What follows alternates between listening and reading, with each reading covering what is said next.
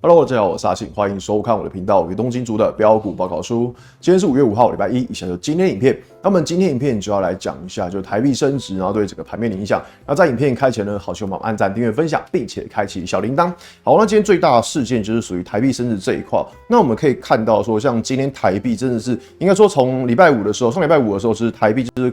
狂升值，然后这两天是那种两根大黑 K 棒这样往下杀。那像这种往下的情况，就表示台币是升值，因为这个是美元兑台币嘛。那所以原本说在上礼拜的时候，1美元可以换到31的台币、32的台币，那现在1美元只能兑换29.7的台币，那也就是说台币就是这个升值的情况。好，那以这边来看的话，那第一个大家会认为说，那到底这种升值、这种疯狂升值的情况到底结束了没呢？那这边我们自己的想法是说，可能已经差不多结束了。为什么会这样讲呢？原因在于说，我们来看到美元指数。像这张图是美元指数，就以美元指数从大概今年开始，然后到目前的一个贬值幅度，它从大概最高点大概是110左右，那贬到最多大概是98。那也就是说呢，美元贬值的幅度大概已经是差不多4% 左右。那其实我们看像以在前2天的时候，在5月1号的时候，这个时候台币的升值幅度大概就只有3%。那所以说，其实可以看到台币升3%，然后美元贬。台币升3%，然后美元贬10%，所以说其实你会发现说，它台币的升值幅度其实是没有跟上美元。好，那只是说在这2天这2根大根的黑 K 棒这样往下杀之后，那台币在今年的升值幅度已经来到差不多10%，那也就是说跟美元是一个对等的关系了。所以像这种情况，当然就会认为说，那短线的满足点是不是已经来到？因为其实在我们知道最近可能像上礼拜央行就有开始发出新闻稿说，可能跟美元跟美国谈判其实没有什么太大影响，那主要是因为有市场资金流入嘛。但这东西当然就是央行这样讲，那市场怎么认为不知道。那只是说从这2天的这种就是台币升值的情况来看，这个真的非常夸张。因为如果我们看到这种台币升值，其实对于很多公司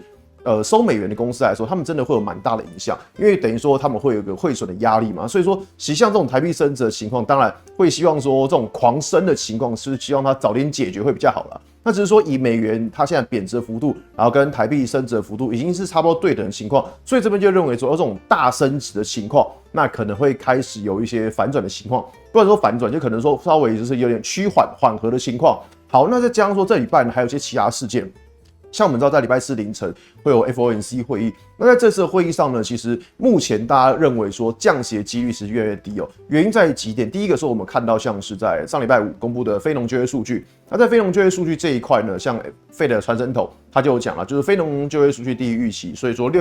降低6月降息的可能性。好，那其实我们可以看到，像美国目前的就业市场，不管是像非农就业数据，或像是在失业率这一块，那其实我们都可以看到，目前美国的就业市场都还算是一个相对稳健的状况。那也就是说，如果在美国的就业市场是一个相对稳健的情况来讲的话，那当然就认为说，其实联准会它没有这么快急迫性的有降息的必要。那另外呢，我们可以从上礼拜公布的 ISM 制造业指数来看，就目前制造业指数，它虽然说最近有开始往下掉，但你也可以发现说，那个掉的幅度好像也没有说那么夸张。那我们再从新订单跟客户端存货来看的话，就你也可以发现说，在上礼拜公布的新订单，这个红色的这个新订单指数它是往上的。那所以说，其实在目前不管像是美国的一些就业市场啊，或者在整个制造业的市场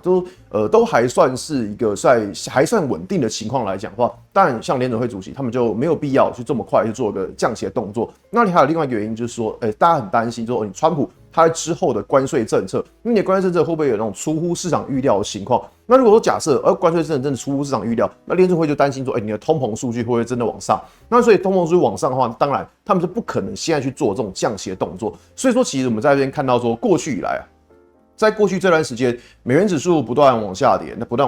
但如果说在这一次的 FOMC 会议上面的话，联准会他们是有一个比较鸽派跟着比较鹰派的讲法的话，那这个东西它也会让就是美元指数在续跌的几率会开始下降。那如果说美元指数不要再这种续贬的话，那其实台币它升值的压力也会稍微减轻一点。工作生活忙碌没时间，却又想要学习有效的股市操作技巧，并且想要迅速的得到股市上最新的资讯跟重点，订阅阿信的 Pressplay 文章，每天不用1杯咖啡的金额，从新手小白该学习的股市基本知识到进阶的技术面操作技巧，还有每日更新的产业资讯文章，还有独门筛选强势筹码程式也是每日更新。YT 频道平日也有盘后分析影片，周五还有因应时事制作的特别影片，影片中提到报告也都欢迎跟我们助理索取哦。还等什么？赶快加入 Light 找助理拿福利吧！那所以说，像如果台币升值压力稍微减轻的话，那对于市场来说也会是个比较好的状况。因为像在今天，我们其实可以看到说，在整个大盘在早盘之后杀得非常重。那杀得非常重，最主要的原因就是跟台币是有蛮大的关系嘛。因为像这种资金可能大量的进入台股，大量进入台湾，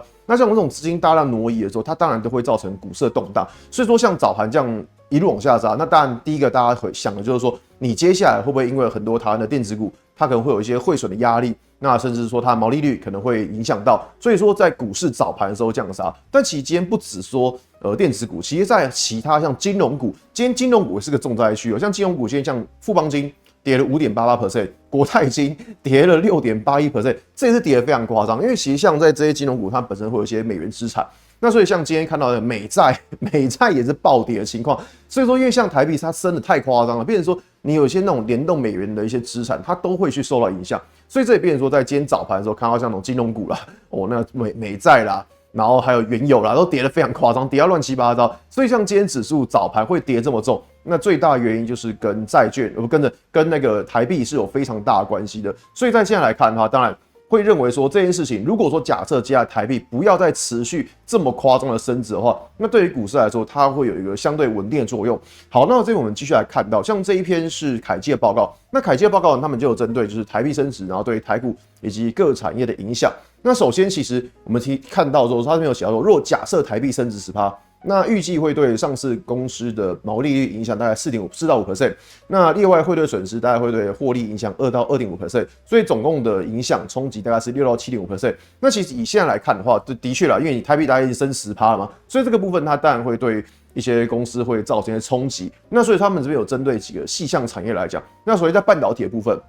那像我们知道，其实台湾的很多大公司，他们本身都会有做一些避险，所以说他这边就有提到说，就汇兑损失对获利的影响，其实在1% 以下，其实真的还好，因为像台湾大公司啊，就是都收美元嘛，像台积电啊、鸿海啊，他们收美元嘛，对不对？那像这种他们都会有一些避险的情况。那有避险情况来讲的话，那他们收美元，那当然他们会预期说，如果说美元持续贬值的话，那他们这一块有做避险，就变成说他们的这个损失。那可能会稍微小一点。那另外像电子下游，可能像是 ODM， 像什么广达呀、伟创啊、鸿海之类的，那他们的影响程度其实也不大，就可以看到是0到3% 影响。那在有些零组件的话，他们影响可能会稍微大一点。那另外在网通产业这一块来讲的话，在光通讯就像是比如说像 CPU 什么3163的博若威啊，然后像是308的联亚。那这一些就算是光通讯。那另外，他们光通讯的冲击的话，它会大于网通族群。那这个网通族群，它底下就写的像是5388的中磊，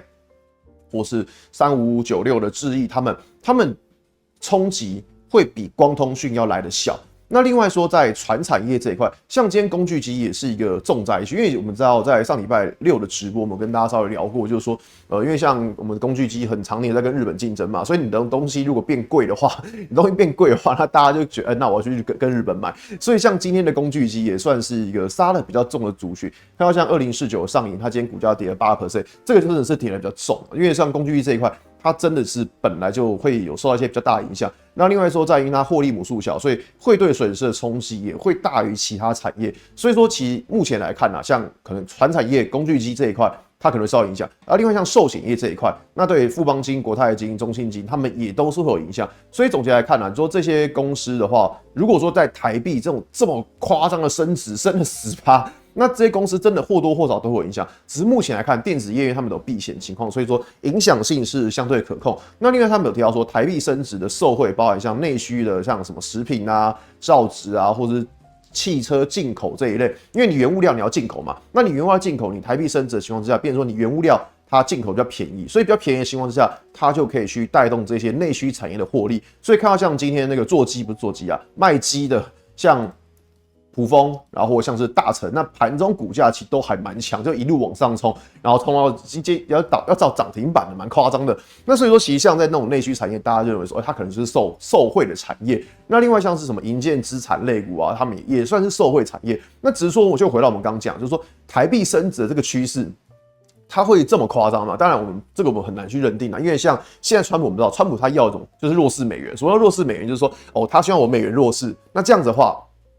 美国商品才可以卖出去给别人。就别人去买美国产品比较便宜嘛，那就多买美国产品，那这样就可以解决掉美国的贸易逆差问题。但实际上没那么简单啦，只是川普是这样想，但实际上没那么简单。只是说这样在这种台币，如果说假设在接下来它不要再出现这么夸张的升值的话，那基本上我们看到像在今天有一些。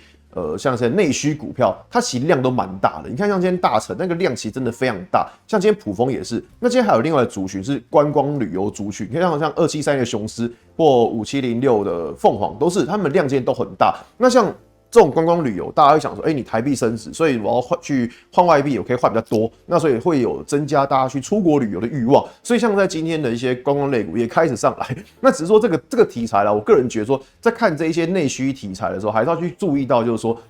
它还是要跟需求有点关系，就是说，对，的确，台币升值，然后它对于像是比如说我要对换外币啊，那这个东西是有利的嘛？那的确，它可能会去刺激大家去消费，去大家出国，但是还是要看一下说整体的出国人数是不是在增加。如果说假设说你因为有汇兑收益，但是你的整个需求是荡下来的话，那表示说其实一来一往，说不定它可能没有增加，反而还减少，反而还受害。所以我觉得在看像这一些受惠族群的时候，还是要去配合一下它的本业。一起来看，尤其是我们可以看到，像现在台币的升值幅度，它的应该也算是跟美元算是一个有等值的情况，同等的情况了，所以它到了一个满足点的情况。那像这种情况，就会认为说，如果在接下来 FOMC 会议上没有再丢出，就是可能如果说没有在那种鸽派的讲法，而是那种比较鹰派的讲法的话，那这个东西就会去刺激美元指数往上涨。那这样来讲的话，就台币那这一块它升值的压力会稍微减轻一点。所以总结来看呢，会认为说，在这一件事情的话，在台币升值已经到个满足点的情况来讲的话，会对这件事情，那我会觉得暂时可能会先告一段落。但告一段落之后，如果股市开始收稳的话，